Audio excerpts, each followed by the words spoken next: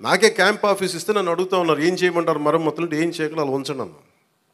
కొత్త ఫర్నిచర్ ఏం కొనకండి, నేను తెచ్చుకుంటాను అవసరం అయితే. అలాగే మన సెక్రటేరియట్ నుంచి స్టాఫ్ వచ్చారు, మీకు ఈ మధ్యన అసెంబ్లీకి వచ్చారు కదా, మీకు జీతం ఈ 3-4 రోజులు కలిపి మీకు 35,000 వస్తుంది మీకు అని. నేను సంతకాలు పెట్టే మనస్కరించలే. నేనేమనుకున్నాను, జీతం తీసుకొని పని చేద్దాం అనుకుంటే, యాక్చువల్గా లోపలికి వెళ్ళి పంచాయతీ నిధులను చూస్తూ ఉంటే డబ్బులు లేవు పంచాయతీ శాఖలు. ఎన్ని వేల కోట్ల అప్పులు ఉన్నాయో తెలియట్లే.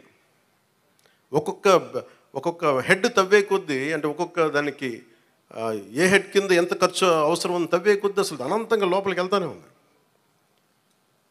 మాకు ఒకటే అనిపించింది, ఇవన్నీ కరెక్ట్ చేయాలి. ఇవన్నీ ఇంత అప్పుల్లో మనకి పంచాయతీరాజ్ శాఖ ఉన్నప్పుడు నాలంటూ డబ్బులు తీసుకోవడం చాలా తప్పు అనిపించింది.